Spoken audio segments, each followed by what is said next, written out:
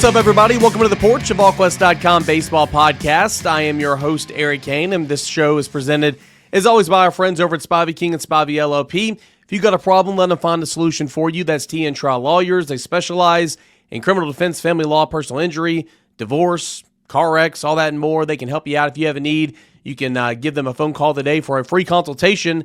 That phone number is 423-245-4185. And check them out online at Spivey King and Spivey LLP.com.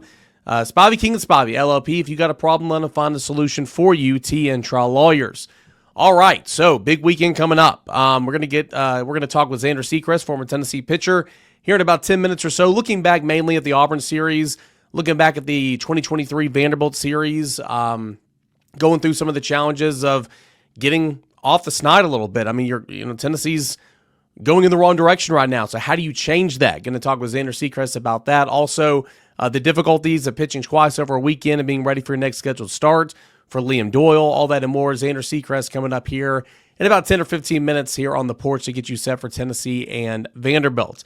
All right, my voice is even worse in my conversation with Xander Sechrist because I taped it earlier in the week. As many of you guys know, I'm getting over some sickness here, but nonetheless, feel great. Voice is sounding much better than it has all weekend long, so we'll give this a try. Tennessee, yeah, I mean, it's not great. Like, it's not the end of the world, okay? Like, it's not 2023 bad. And everybody wants to look, and Zander will talk about this here in a moment, everybody wants to point the season and be like, it's 2023, and things are so bad. No, it's not that dire. Tennessee is already postseason bound. Tennessee's got 14 wins in the toughest conference in all baseball, okay? Tennessee's in line to host a regional right now. We'll get into some of these Field of 64 projections here in a moment. But 38-11 is great. 14-10 is not bad in the SEC. What is bad is losing 3 straight series. What is bad is dropping 4 of your last 5 weekend series. That's not the way you want to be playing baseball right now, especially with postseason right around the corner. So you don't need to be thinking about postseason. And then again, I'm going to talk about postseason here in a moment with these Field of 64 projections.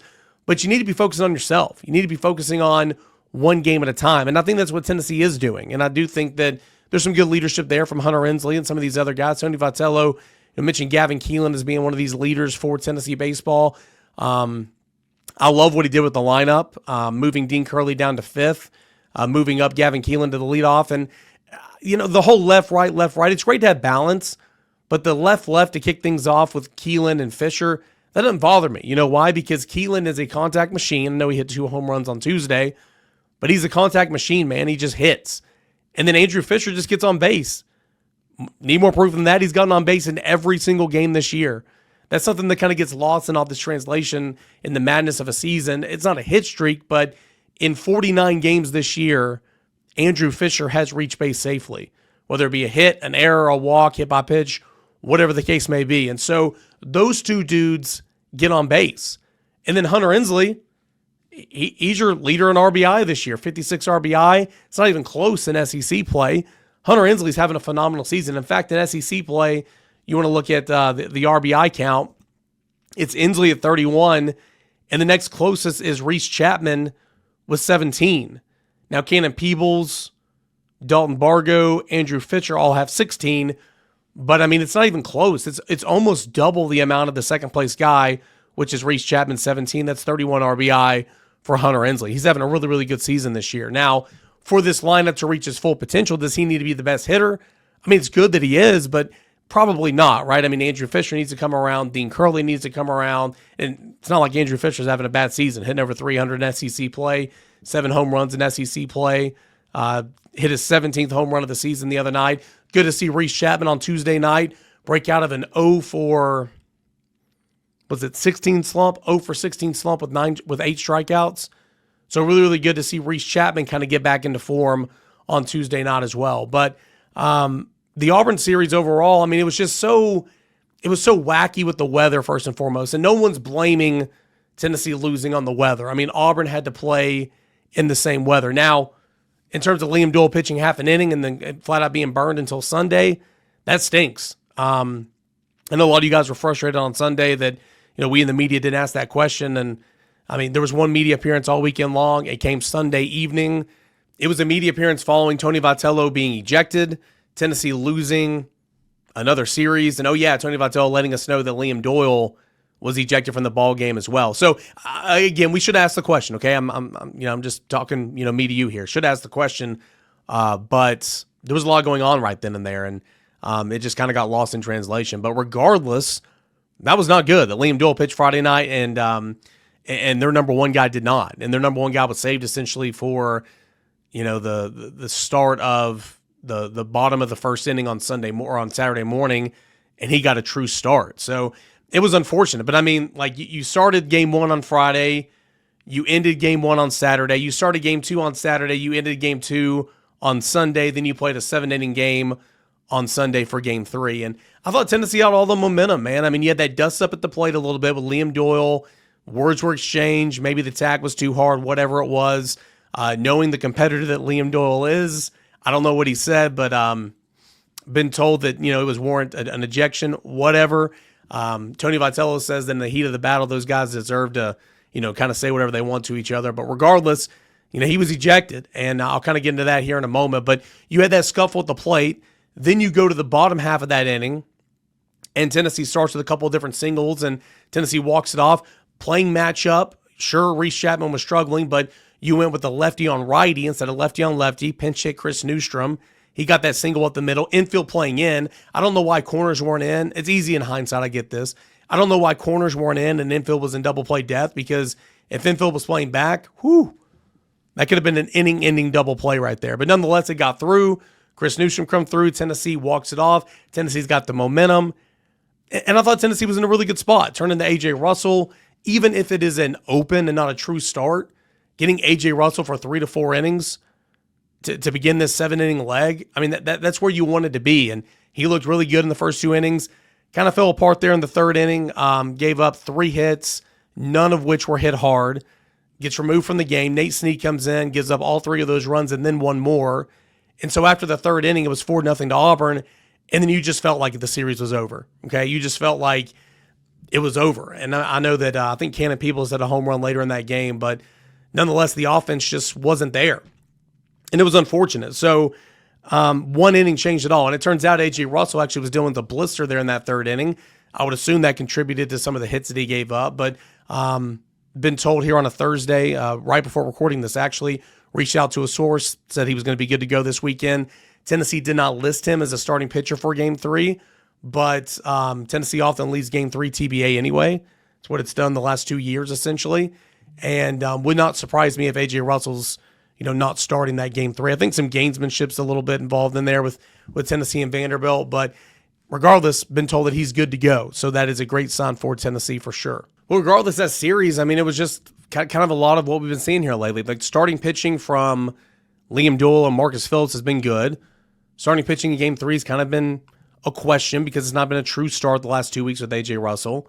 Bullpen's not been good, and the offense has not been good. You got guys in the bullpen that Tennessee's got to count on that have ERAs in the 5s in SEC play. Nate Snead, Tanner Franklin, Braden Krenzel, all 3 of those guys have ERAs in the 5s in conference games. The offense as well has scored more than 3 runs in just 3 of their last 9 SEC games. That's not good enough. Tennessee went a combined 5 for 25, 200 batting average with runners in scoring position over the weekend against Auburn as well. Too many times, even in the game that they won, too many times Tennessee just left runners on base, and it's not good enough. So you need to turn things around a little bit, and you need to focus on it game at a time, and I think that's what Tennessee's doing. And I love the lineup change, moving Dean Curley down to 5th, getting him out of the leadoff spot, getting him out of the number 2 hole or whatever. I know he had an error. I think it was in Game 2 against Auburn that led to a run, but I think Dean Curley's looked a heck of a lot better at second base than he has at shortstop or third base this year, so I like that. Tennessee's got some work to do. Why? Well, because if you look at the latest Field of 64 projections, Tennessee's sitting here, if you look at D1 baseball, as the number 9 overall seed. Meaning, according to D1 baseball, if the NCAA tournament started today, Tennessee would be hosting a regional as the number 9 seed. But if Tennessee were to win that regional, it would be going on the road to number 8 overall seed, lo and behold, Vanderbilt, who's coming to town this weekend. So according to D1 baseball, the top overall seeds look like this: Texas number 1, Arkansas number 2, Florida State number 3, LSU number 4, Georgia number 5, Auburn number 6, North Carolina number 7, Vanderbilt number 8. Here's Tennessee at number 9, Clemson number 10, Coastal Carolina number 11, West Virginia number 12, Oregon number 13, Oregon State 14, UCLA 15, and Arizona 16. In Tennessee's region, according to D1 Baseball right now, Tennessee would be the 1 seed in the Knoxville Regional. Wake Forest would be the 2. East Tennessee State would be the 3. We know that team's pretty good. And Kent State would be the number 4 seed. According to who Tennessee would match up with in that Nashville Regional, obviously, Vanderbilt being the number 1 seed over there. But the other teams in that Nashville Regional, the 2 seed would be Louisville, the 3 seed is Xavier, and the 4 seed is Yale. So that's D1 Baseball. According to On3, Tennessee's the number 14 overall seed right now, so very much on that line. Remember, the top 16 seeds host. The top 8 would host a super regional if they advance. We have On3 that has Tennessee as the 14th overall seed. D1 Baseball having Tennessee as the number 9 overall seed. Baseball America had Tennessee as the number 10 overall seed. And in both D1 Baseball and Baseball America, Tennessee's regional or Tennessee's super is matching up with that of Vanderbilt. The Knoxville Regional would match up with the Nashville Regional, Tennessee and Vanderbilt. So that's interesting there. So nonetheless, again, postseason's right around the corner. You want to be playing better baseball. You have 6 games left in the regular season. You have 14 SEC wins. 14 SEC wins in the conference is good enough to get you in postseason play. So you're good there. In terms of hosting, right? You got 6 SEC games left. You need to win this series. And Vanderbilt's a really good club. Vanderbilt's coming in ranked 11th per D1 Baseball, 10th in the USA Today poll. Playing good baseball. I know they had a midweek loss earlier this week to Louisville. But, I'll go over Vanderbilt here in a moment. But top 5 pitching staff. Offense isn't very good, but they're going to put stress on Tennessee's pitchers for sure when they get on the base path. They have attempted 98 steals on the season, which is third most in the SEC. But Vanderbilt, nonetheless, pretty good ball club. But Tennessee's won 8 of the last 10 matchups against Vanderbilt. And those 2 losses in the span, one came at Nashville last season, and the other one came in Hoover, Alabama, in Tennessee's opener in the SEC tournament last year. So Tennessee hasn't lost a game to Vanderbilt at home since, I want to say, 2021. Because, Tennessee lost the series in 2021 to Vanderbilt here, swept them on the road in 22, swept them at home in 23 when Tennessee kind of flipped the script a little bit, entering that series 5-10 in conference play, and then, finished the regular season, 10-5 or whatever it was in SEC play, 18-5 or whatever, which is pretty incredible. And then last year took 2 of 3 on the road in Nashville. So, and then of course split in Hoover last year for the SEC tournament. So Tennessee's got a lot of success against Vanderbilt. More on Vanderbilt real quick before we get into Xander Sechrist. You got Vanderbilt that's number 11 in the country, 34-15, 14-10 in SEC play. Both teams are tied for 5th in the SEC standings, so both those teams really trying to push for that double bye in the SEC tournament. So this weekend, huge in that regard, or at least solidifying the 5th seed overall. We'll see what happens there. Tennessee, of course, goes on the road at number 7 Arkansas next weekend, where Vanderbilt returns home to host Kentucky. The SEC tournament kicks off May the 20th through 25th. Remember, single elimination this year, 16 teams, so that's something to pay attention to as well. Commodores, fresh off a weekend series win at home over Alabama. They dropped a weekend set in Oxford 2 weeks ago. Vanderbilt is 8-7 in true road games in 2025, but are just 2-8 against the Volunteers, again, as I mentioned, the past 10 matchups. It is worth noting that Auburn was 2-4 in true road games heading into Lindsey Nelson Stadium last weekend. So Tennessee really needs some home cooking. I know there's been a lot of comments and post-game press conferences from Tony Vitello this year and all that. End of the day, Tennessee needs to play well. Tennessee's crowd needs to be in it. Working all together, that'd be great and everything. But obviously, the play need to play better. Need to win your at bats. Need to win your pitching matchups and all that, and need to have some home cooking in the worst way. Need to win this series for sure. Because going on the road to Fayetteville is going to be really, really challenging. I think everybody knows that. You look at the weekend projected rotation. It's going to be the same for Tennessee. Liam Doyle on Friday, despite the weird weekend last weekend, and despite that he was suspended for 2 games. I said I'd hit on that in a moment. Liam Doyle was in the game as a reliever to pitch the extra inning frames in Game 2, which took place on Sunday at 1 o'clock. And there was a play at the plate where, of course, he tagged out the guy, probably a little bit too rough. They exchanged some words, and the bench is nearly cleared. I mean, I thought the umpiring crew, for as bad as they were all weekend long, they were atrocious. Thought they did a really good job of, keeping the teams separate. I thought the coaching staffs, both for Auburn and for Tennessee, did a really good job in that regard.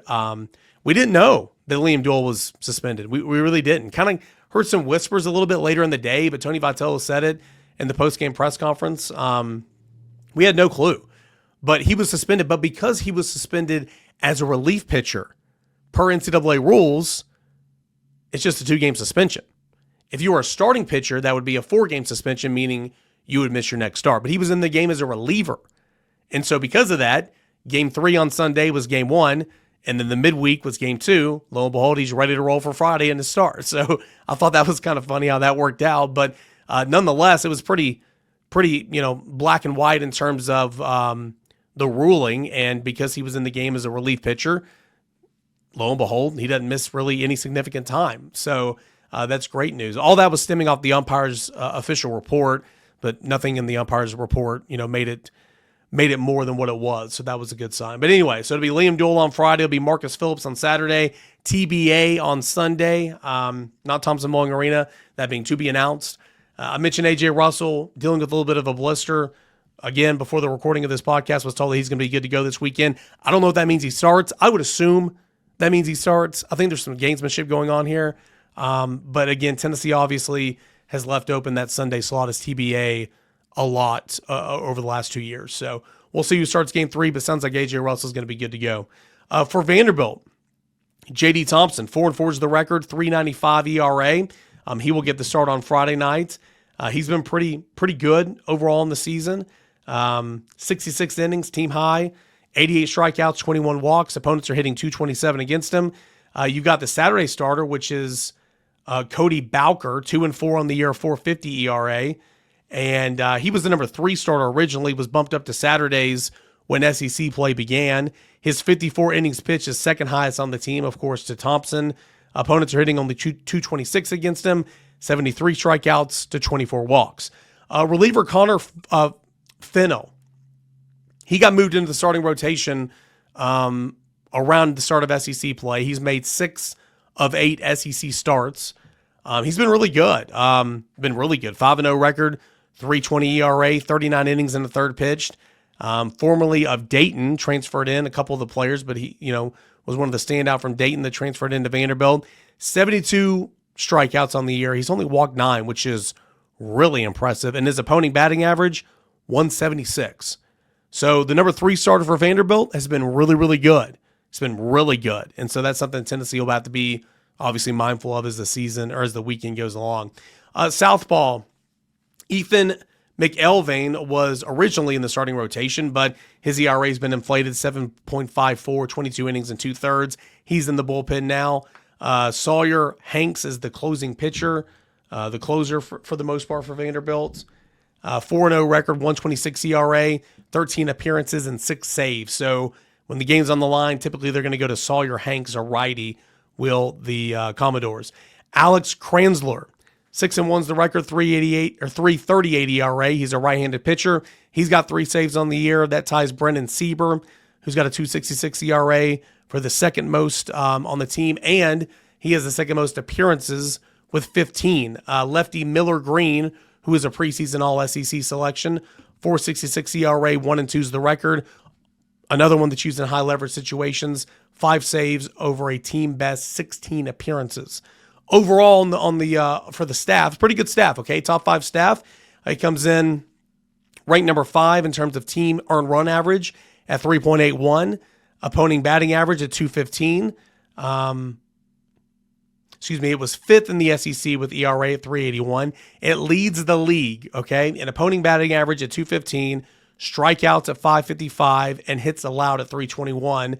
The Commodores are second in saves with 18 and second in runs allowed at 189. So this is a really good staff top to bottom. And for a team for Tennessee that's been struggling to score runs of late, obviously going to be a pretty big challenge. Where the pitching staff's been really good for Vanderbilt, the offense has not been very good at all. Ranks in the bottom third in most of the league statistics. Tim Corbin's club ranks 13th in average at 270, 13th in runs scored, 324, 15th in doubles in 73, 13th in slugging percentage at 428, 13th in hits at 416, 14th in on-base percentage at 378, 13th in RBI at 297, is tied for 14th with the most home runs in the league with only 47. I think Tennessee's got 107 on the year. Vanderbilt does tally the 5th most sack bunts, so that's something to look out for. Small ball for Vanderbilt with 18 on the year. The 3rd most stolen bases with 82 in the conference. They've attempted the 3rd most stolen bases on the year at 98. So they've converted on 82 of 98 stolen bases on the season so far has Vanderbilt. But again, it's an offense that's been kind of underperforming. First baseman Riley Nelson, he's one of 2 Vanderbilt players who's hitting over 300 on the year. He hits 3rd in the order, team high 361 batting average, pretty good one. 6 homers, 35 RBI. You have Jacob Humphrey, who's an outfielder, hitting 314 in 38 games as well. He's a speedster. He's stolen 16 of 17 bags on the year, so 16 of 17 in stolen base opportunities. Outfielder Braden Holcomb has launched 7 home runs while batting 287 on the year. The cleanup hitter and 3rd baseman Brody Johnston is the power source in the order. A team high 9 home runs, 46 ribbies, logging a 276 clip at the plate. Shortstop Jonathan Vastine, pretty good player. He hitting 272 towards the bottom of the order. Center fielder R.J. Austin, who was an preseason All-SEC selection, he swiped a team high 23 bases, so he's somebody to look out for, and a couple other speedsters to look out for. Second baseman Mike Massini, 11 stolen bases, and leadoff man and left fielder Rustin Rigdon, 13 stolen bases. Those are a couple other speedsters to look out for on the base path. So Vanderbilt's a pretty solid club. Better pitching, not as good hitting, but they're aggressive. And for a team that struggled at points in times managing the run game, defensively, going to be some stressful situations, but more so than anything, a team that scored only 3 runs, more than 3 runs in 3 of their last 9 SEC games. Pretty big challenge on the hill for Vanderbilt this weekend. But you're playing at home. This is a team that just didn't all of a sudden forget how to play baseball. There's a lot of talent here. Just got to continue to push through, right? Just continue to push through. Tony Vitello doesn't believe a lot needs to be changed, right?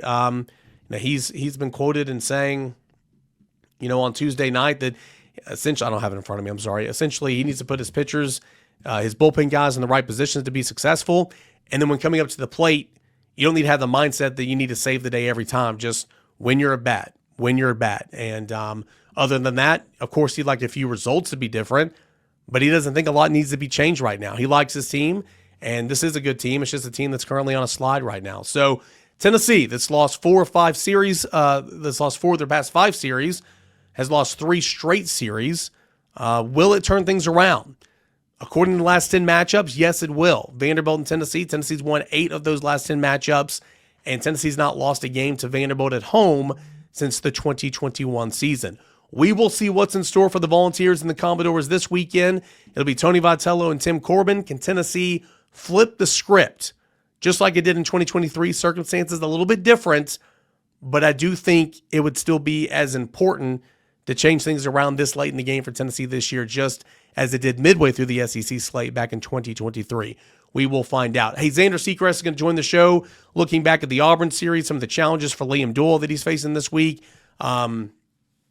Really just the pride that it is, Tennessee and Vanderbilt. All that and more is coming up as we continue on here with this edition of The Porch. But first, I do want to give a shout out to our friends over at Spivey, King and Spivey, LLP. If you got a problem, let them find a solution for you. T and Trial Lawyers. They specialize in criminal defense, family law, and personal injury, examples of which DUI, assault, divorce, alimony, personal injuries such as car wrecks, accidents. They have over 80 years of combined experience. Spivey, King and Spivey, LLP provides representation throughout state and federal courts in Northeast Tennessee. The firm has a vast amount of trial experience. The practice has been in place for 43 years, with this specific partnership forming in 2012, while also having partners who are energized for today's modern legal demands. Practicing primarily in Northeast Tennessee and the Tri-Cities of Sullivan County, as well as Hawkins County, Washington County, and surrounding areas, the firm has multiple awards and attorneys who have been rated by super lawyers in the Mid-South with real trial experience. Whether you've been injured in a car accident, need help with a divorce, help with custody of your children, or have been accused of a crime, Spivey, King and Spivey, LLP can help you. Go see him in person today at 142 Cherokee Street, Kingsport, Tennessee. Dial this number for a free consultation, 423-245-4185. Again, one more time, 423-245-4185, or check them out online at Spivey King and SpiveyLLP.com. Spivey King and Spivey, if you got a problem, let them find a solution for you. T&T Lawyers. Xander Sechrist joined us back here on the porch. And before we get going and talking about Tennessee and Auburn and the series loss, tell us about what's going on in your neck of the woods. I saw a tweet of you, circulating out there on social media, striking out some guy with looked like a 75 mile per hour breaking ball or whatever. And I'm like, oh, take me back, man. What's been going on with you this season? Yeah, actually, tough luck there. I get posted, and of course, the next outing just doesn't go the way you want to. But that's it. That's how it is. It's baseball. You're not going to be perfect throughout every outing. But yeah, just in the middle of a minor league season. Obviously, it's different than college, longer year, and it's different. Pitching like more now, but we have a lot of starters. Like everybody's trying to get a routine, but it differs day to day because obviously they have Plan A going into a game, and if Plan A doesn't execute, then it kind of screws with everybody else. But yeah, just in a mix of a long year, and obviously cheering on the balls the best that I can. But you're able to play golf on the off days, right? So it can't all be that bad, right? Yeah, I just got done with a little bit of a round. You know how it goes, the ups and downs of golf. You have a few shots where you're like, yeah, this is why I play. Then you have a few blow-up holes where you're like, yeah, this is why I don't play. But yeah, I'll go back golfing sometime soon because you know how the game always brings you back.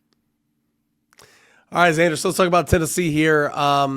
Not going well here lately. Last time we talked, I kind of made the joke about, man, it sounds like it's just so doom and gloom. And I'm not trying to make it that way, but is what it is. Tennessee has dropped now 4 of the past 5 weekend series, and you've only got 2 weekend series left. And, when you look at the latest field of 64 projections and all that, Tennessee's still projected to host a regional.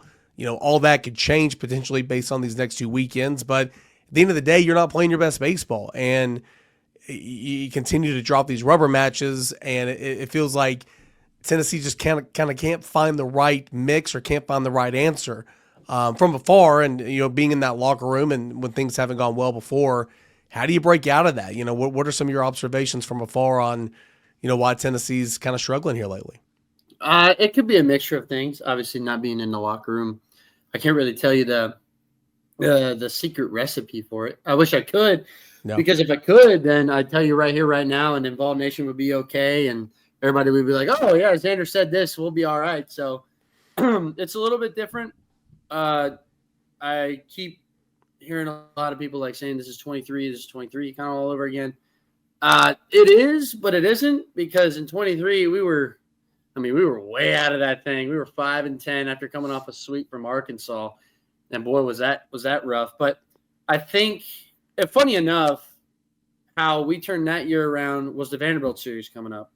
And now this team has a Vanderbilt series coming up in Lindsey Nelson. So maybe when we play Vandy, when we're struggling, we turn the tides because, there's a lot of pride that goes into the series no matter what the team's records are and no matter how good or bad they are.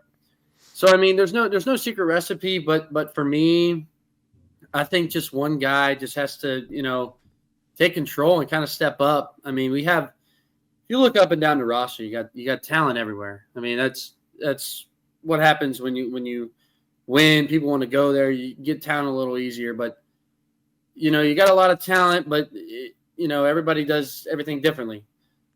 Just for me though, I think one guy needs to step up, and who knows who it could be. But it seems like this team needs one guy just to step up.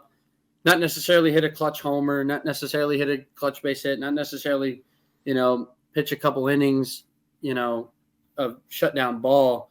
But I'm talking about over a course of from starting tomorrow until the season's over. Somebody's got to step into the role and take control. You brought up the Vanderbilt series, and you're exactly right. I wrote about it on Monday. I understand where people would say that, but you're exactly right. 5-10. It was bad in 23. It was this series that turned it around.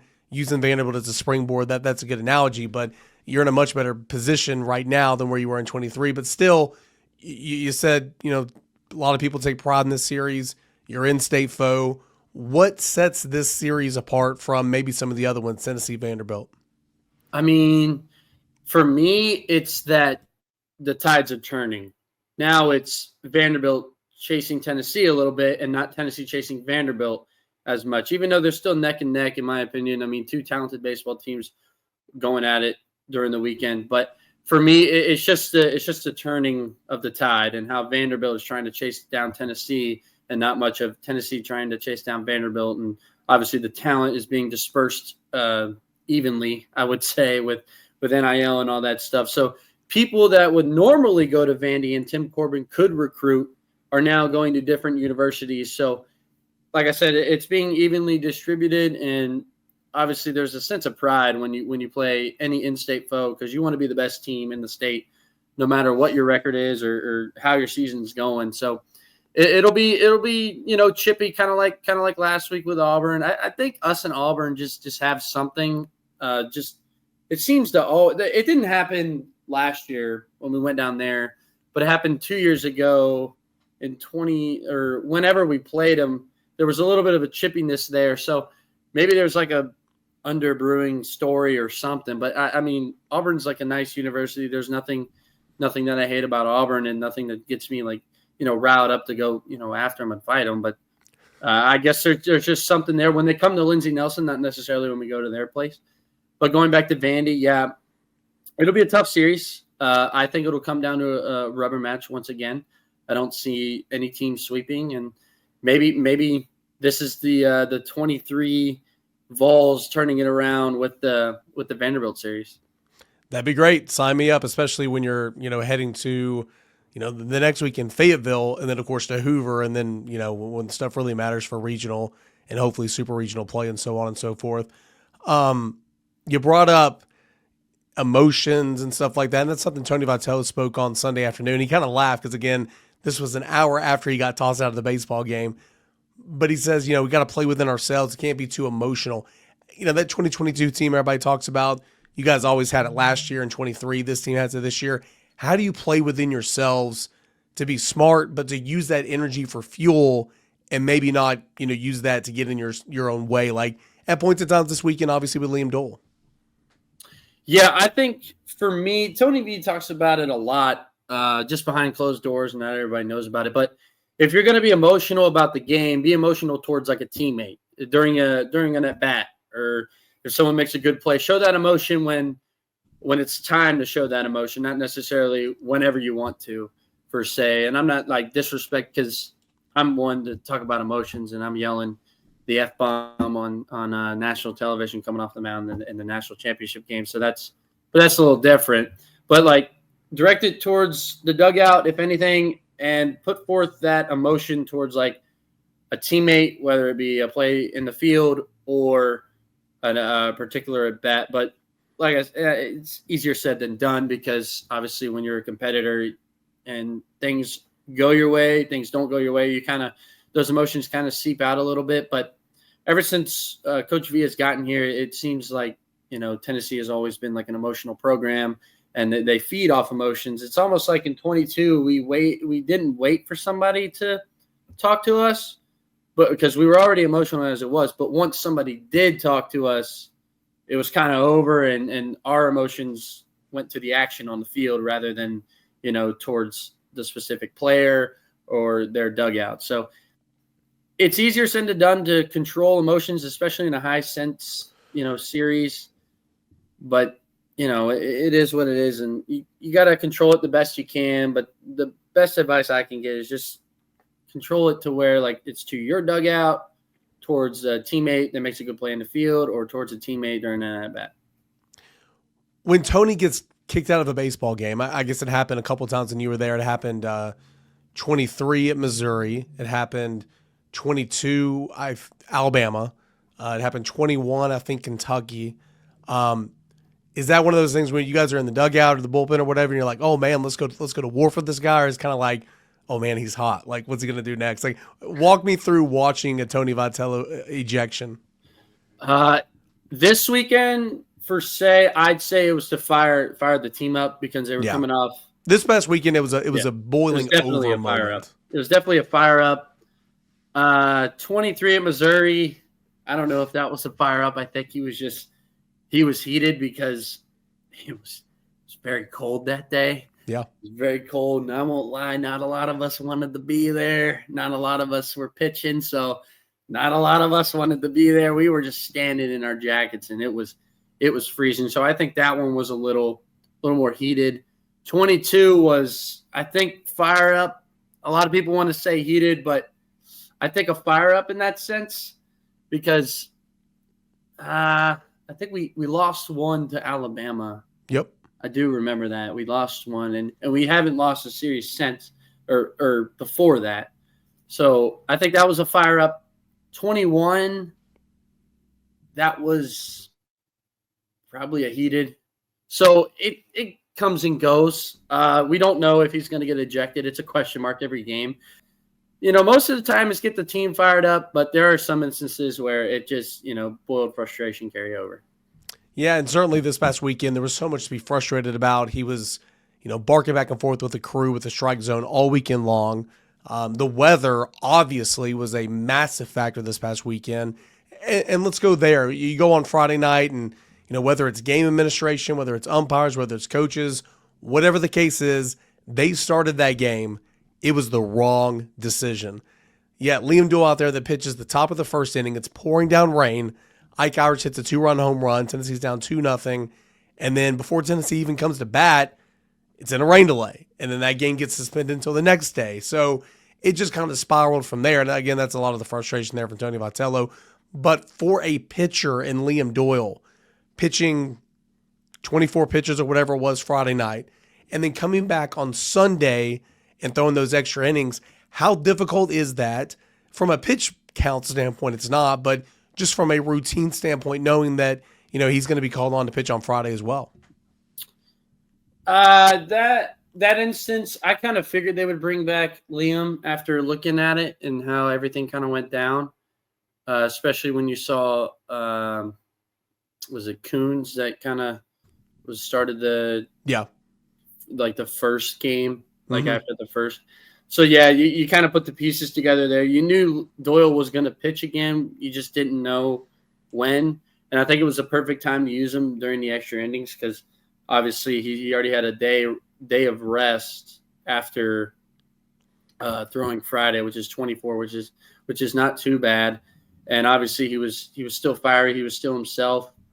From a pitcher's standpoint, I don't think that would be, necessarily too hard because, he's a starter and they're going to treat him like a starter. So he probably had plenty of time to warm up, and obviously he was going to let it rip against Auburn. And obviously when they got in that first and third situation, he did let it rip, obviously in the emotional way, and unfortunately got the heave-ho, but luckily it's only 2 games, and the second game of Sunday counted as 1, so he'll only miss the midweek game. So he'll be ready to go against Vandy on Friday. But yeah, it's not too hard, especially when you get a little bit of day of rest after only throwing less than 30 pitches. What is typically for a starting pitcher at Tennessee, and maybe it differs depending on who you are, but 2 days after your start, so you start on Sunday, on Tuesday, what are you doing? Hopefully not a lot, but just throwing a little bit. Nothing too crazy because I would throw. So for a Sunday start, you would throw your bullpen on Thursday.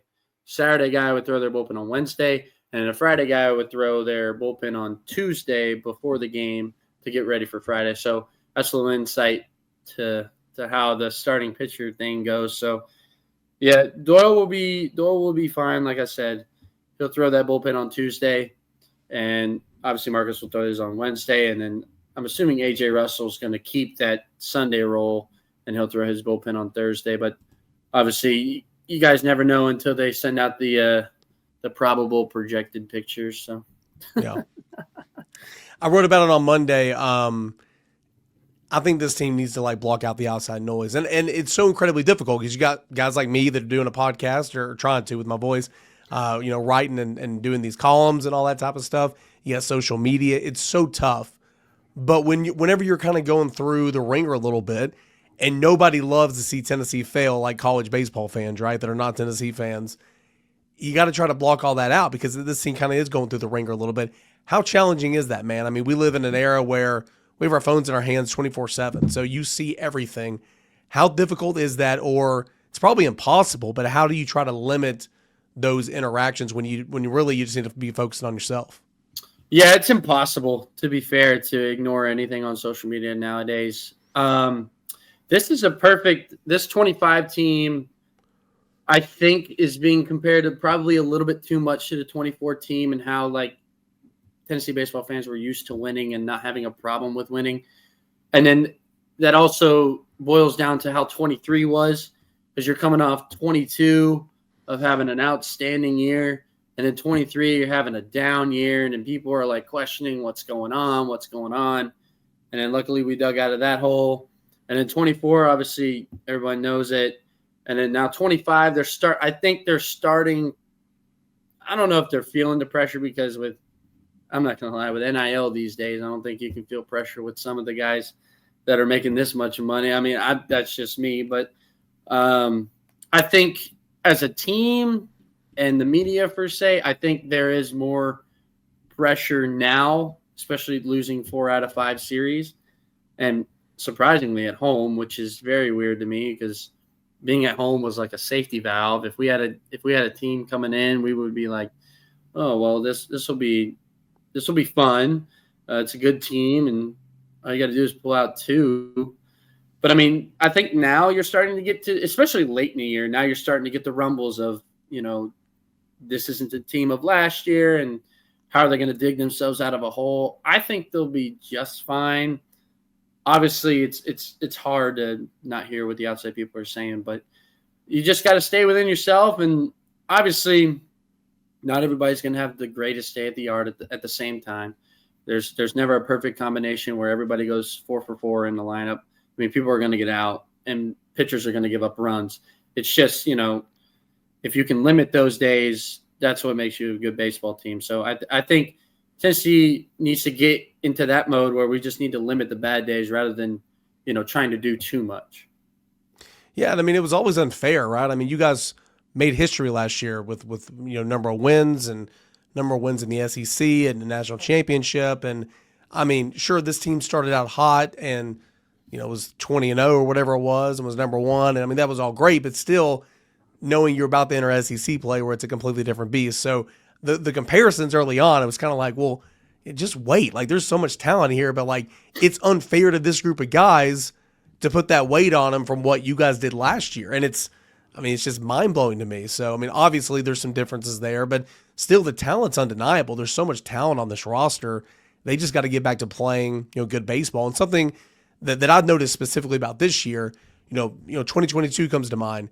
You guys scored so many runs a game. I don't have it in front of me, but poor defense, poor base running, that was overcome by scoring all these runs. Last year, you guys hit, however many home runs it was, and 4 guys over 20 home runs and all that. It was able to overcompensate a little bit. This year so far, especially here lately, I think Tennessee scored, 3 runs or less in 8 of the last 10 games, whatever it is, SEC games. You're not scoring to that clip, and so everything's just kind of magnified. Base running blunders, a couple of those on Saturday. Poor defense, we've seen that this year. When you're not scoring runs, all that stuff's kind of heightened a little bit, and it kind of shows those warts. And so, for a team that might not be as talented as the team before, which is completely fine, you got to play a cleaner brand of baseball. And it was a bit more clean. That's not how you say that. It was a little cleaner this past weekend, but it's still not as clean as it needs to be, in my opinion. Yeah, I don't know why, but I guess the Tennessee defense has been a little bit of a surprising issue, I would say, because going into this year, nobody probably had concerns of Tennessee defense at all in the back of their minds. I mean, you always have, like, errors are going to happen. Like, yeah. They're going to happen. You're not going to go a whole year without a single error. If somebody does that, then please tell me what team that'll be. But I think, a lot of people are talking about Dean Curley and how he's not having the cleanest defensive year of all time. But, errors are going to happen. But I think the Vols have made it to where if this is the game that they're going to have errors, this is the game they're going to have errors, because it seems to have a trickle-down effect which is not great, that there's always one game per weekend where their defense just kind of blows up. Game 2 this past weekend, 2 errors, which isn't a lot, but no errors in game 1 or game 3. Yeah, see, there's always one game where you're like, well, geez, what's going on with the defense? But I don't know. It's kind of tough because, like, as a pitcher, you obviously trust the guys behind you, and obviously it does help when the error's on them. And now you can kind of still pitch freely, like that's not an earned run.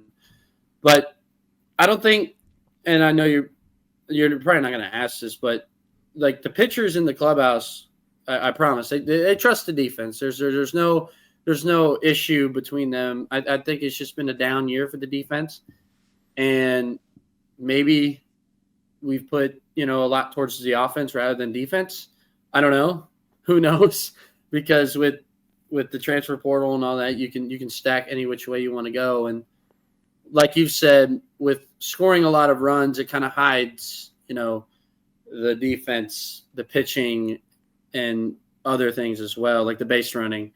And now I think you're starting to see how, like, I've read Twitter a little bit, and they say like our bullpen is not good, which it's good.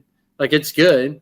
I just think people have been spoiled over the past, few years of how the offense has performed rather than how the defense or the pitching side has performed, if that makes sense.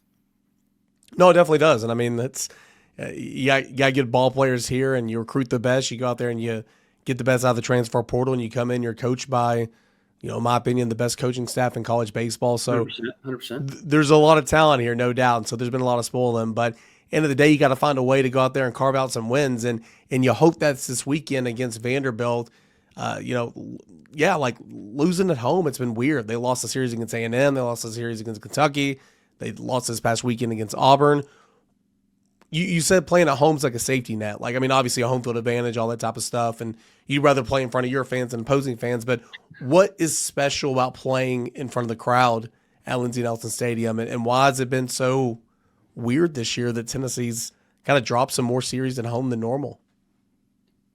I mean, for me, I know that I'm not going to get yelled at by our own fans. I'm going to be, appreciated, and here's a ball, here's a pen to sign my ball, like autographs. Like, it's more of like a, comfort.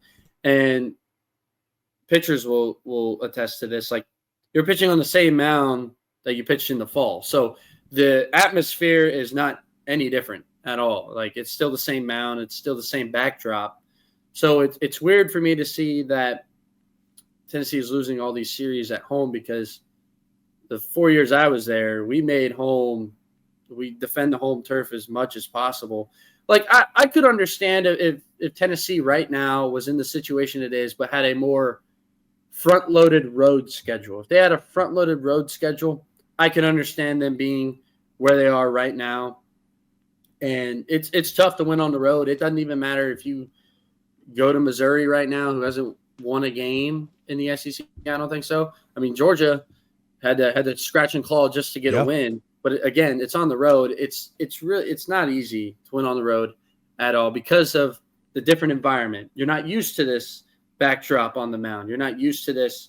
You're not used to seeing the ball come off the bat in this stadium. So, and obviously the sky does it too. But when you play at home, it's just a comfort. Like, you've literally already played one season. If you're a freshman, you've already played one season in Lindsey Nelson, and that was the fall season. Now you're just with more people around. So I wouldn't say they're not taking pride of playing at home. I wouldn't say that. Coach V, I think when we about like 2 years, like 23 and 24, he would always like going on the road, because I think he understood that we all understood that we were going to win at home. We were just going to win at home. We're going to either sweep or win the series. Like, we're going to defend our home turf. Nobody's going to come in here and beat us. But he was worried about the road, and of course you should be, because you want a tough road schedule for the late run, and you also want to go on the road to really find out what team you are. So I think maybe this team's more of a road team. We don't know. Maybe this is a team that could not even host a regional or a super and still win. Maybe this team's built for the road. Maybe there's not as much pressure on this team when they're not at home compared to when they are at home, because when you're at home, you hear a lot more of like Tennessee baseball. This is how we do things. This is how we do things. On the road, it's a little bit more about the other team, like LSU. It's more about what LSU does and not what Tennessee does. So maybe the attention's off them a little bit. But yeah, I think I bring up a good point. Like, this could be the team that may not host. I'm not going to go as far as not hosting a regional, because they should surely host a regional. But then you bring back 23 of not even hosting a regional or a super. But this team could be built for that. But obviously we won't know that till after Hoover. It'll be a good testament in Hoover. I know that's 3 weeks away, right? Or maybe a month. No, three weekends. Yeah. 3 weekends away. Maybe that team shows up, and maybe this is a team that they want to be on the road rather than at home. But it's so year to year with that. But I like playing at home because it just felt comfortable, and obviously these players would attest to the same thing. But every team every year has a different kind of vibe, and maybe this team has a road vibe. Last home series of the regular season needs to be a great environment. Tennessee obviously needs to win this series against Vanderbilt. Having said that, out the door, Xander, what were some of the better, and I know this is going to be tough for you, what were some of the better environments that you played in or you were a part of at Lindsey Nelson Stadium over the years? Well, obviously, I'll go. The first one was Evansville, Game 3. Yep. LSU in 2021, when we faced a young D. Cruz and a young Trey Morgan. And that was when Chad Dallas was throwing in a monsoon, and I think Kate Dowdy went opposite field, and then they called the game. That was a great environment. Going on the road, Alex Box was a great environment. I know that's not Lindsey Nelson, but it's it's up there. Yeah.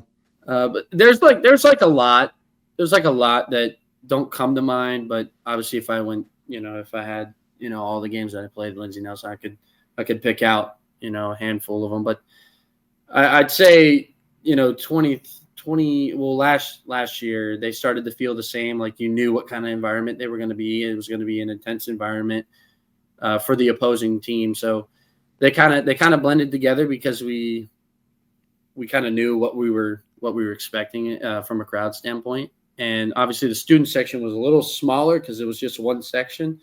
But now I can only imagine if we had the student section now in last year. Oh, yeah. My goodness. I would feel bad for the right fielder. But even would have got dangerous. I feel the right fielders probably still get heckled out there. For the other team, of course, not for our own. Yeah. Xander, as always, man, thanks so much. And we'll see what Tennessee does this weekend against the Commodores. Yes, sir. Thank you. Great stuff there, as always, from Xander Sechrist, former Tennessee pitcher, a guy that knows everything about this series, the pride within this series, the rivalry, Tennessee and Vanderbilt. And really, really do appreciate his insights, as always. That is Xander Sechrist, co-host of The Porch, along with Charlie Taylor, former Tennessee catcher. All right, stage is set, right? This weekend, some different times because all three of these games are going to be televised. On Friday, it's going to be 5:30 Eastern Time on the SEC Network. Saturday, 5 o'clock first pitch on ESPN2, and Sunday, a 3 o'clock first pitch on ESPN2. So, looking forward to the weekend. That's the schedule. Again, the pitching matchups, J.D. Thompson versus Liam Doyle, a battle of the Southpaws on Friday night. Cody Bowker against Marcus Phillips. Two righties get after it on Saturday. And then Connor Fennell against TBA. Who will that be for Tennessee? At this time, I would assume it's A.J. Russell. But we will see. That is the pitching match coming up on Sunday as well. Tennessee's dropped 4 of 5, lost 3 straight series, but Tennessee has won 8 of the last 10 matchups against Vanderbilt and hasn't lost a game to the Commodores at home since 2021. What's in store this weekend? We'll find out. Tennessee needs a series win in the worst way in terms of postseason hosting projections. However, you just need to focus on the weekend at hand and the game at hand, and that is Tennessee against Vanderbilt coming up tomorrow night.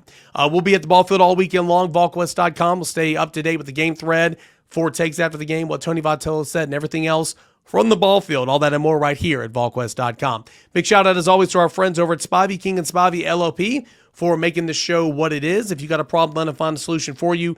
TN Trial Lawyers. Free consultation by dialing 423-245-4185. That is 423-245-4185.